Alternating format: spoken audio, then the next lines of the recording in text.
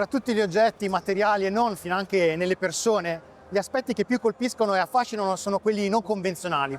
Parlando di prodotto, solo chi osa, chi riesce a spostare l'equilibrio delle cose, solo chi fa ricerca, chi prova anche a costo di spendere, di fallire, riesce a lasciare il segno, spesso a prescindere dal risultato. E il fallimento, ahimè, in questi casi è una possibilità molto più concreta. Quando si parla di progettazione di un prodotto, le storie più belle da raccontare sono quelle di chi ha provato a pensare in modo creativo e fuori dagli schemi, alla ricerca di soluzioni per ribaltare lo status quo del momento. Storie che molto raramente contemplano la vittoria. Sperimentare è sempre difficile e costoso, quindi è ancora più difficile trovare qualcuno di abbastanza folle da essere disposto a investire denaro in un'idea un po' pazza. Negli anni 70 uno dei progetti più creativi e interessanti nel panorama delle corse fu la Elf X. Non una moto sola, ma un grande progetto fatto di diverse evoluzioni. La prima l'abbiamo vista nell'altro video nella mostra. L'idea era quella di dispostare sulla moto alcuni concetti telaistici e aerodinamici provenienti dalla Formula 1. È così che l'ingegner André de Cortans, progettista della Renault RS01, la prima Formula 1 turbo della storia, a sua volta sponsorizzata proprio dalla Elf, iniziò a lavorare a questa nuova folle impresa. Ma partiamo dal principio. Come sempre, il contesto. Dai tempi delle vetture da Grand Prix anni 50 i telai delle auto non avvolgevano più il motore interamente, ma era il motore stesso con le strutture a fungere da telaio, a cui poi si attaccavano le sospensioni. Un po' dopo arrivò anche Colin Chapman sulla Lotus, che estremizzò ulteriormente questo concetto abbandonando il telaio in tubi e impiegando leghe di alluminio e posizionando il motore alle spalle del pilota. Casi di motociclette con motori stressati dal punto di vista meccanico ce n'erano già stati, ma mai in modo totale come si era prefissato di fare l'ingegner de Cortans.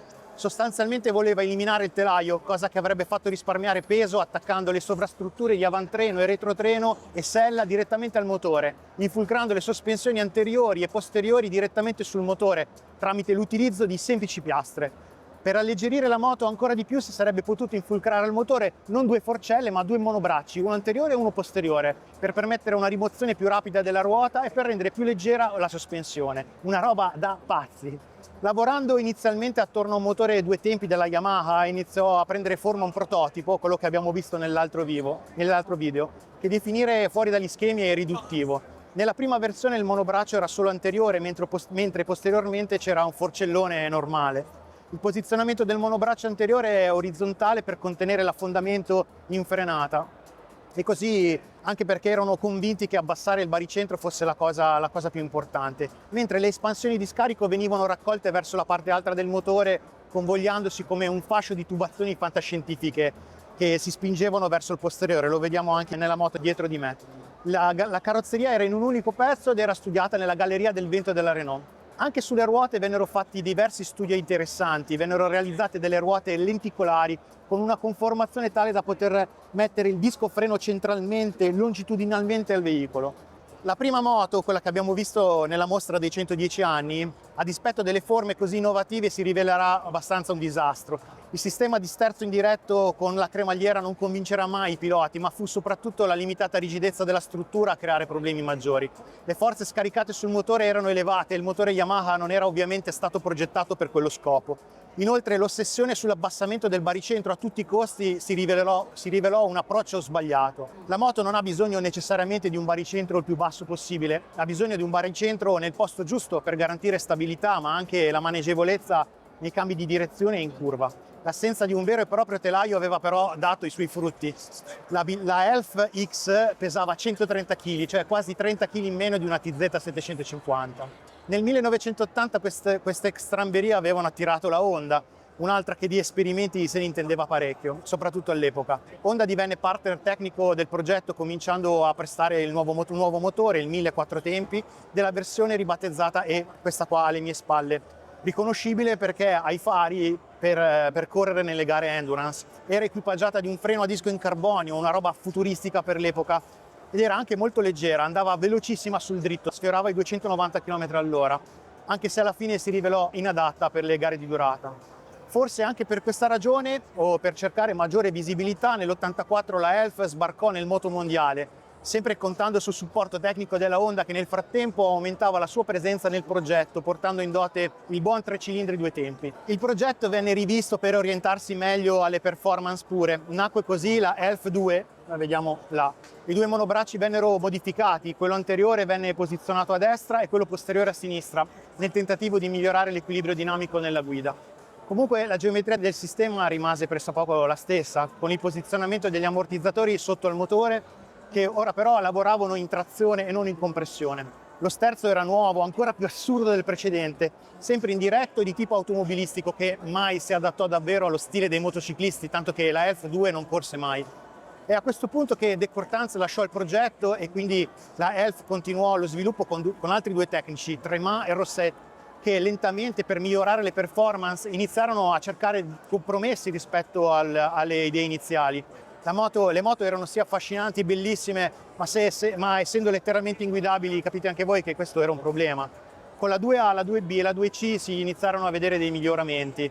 Comparve un nuovo telaio che voleva aiutare il motore nella sua funzione secondaria e i risultati cominciarono ad arrivare, seppur in modo altalenante.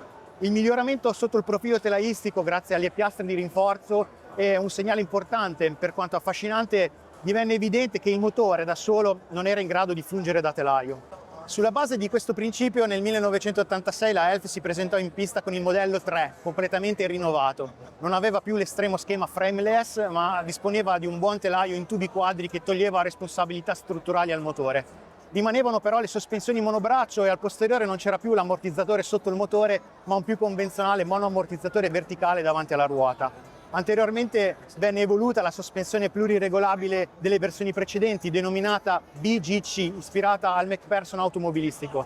Affidabile senz'altro, ma che continuerà a creare qualche problema di feeling al bravissimo Ron Aslam. In ogni caso, in questo 1986 arrivarono i primi punti al Gran Premio di Spagna e la prima attesa vittoria al difficilissimo Gran Premio non irridato di Macao, una gara in cui Ron Aslam era un vero specialista, avendola vinta per ben 6 volte in carriera. Come si diceva all'inizio, questo genere di sperimentazioni assomiglia spesso a un pozzo senza fondo dal punto di vista economico. La struttura francese nel frattempo aveva ormai accumulato un certo debito, soprattutto nei confronti della Honda, che proprio nel 1986 acquisì i brevetti depositati.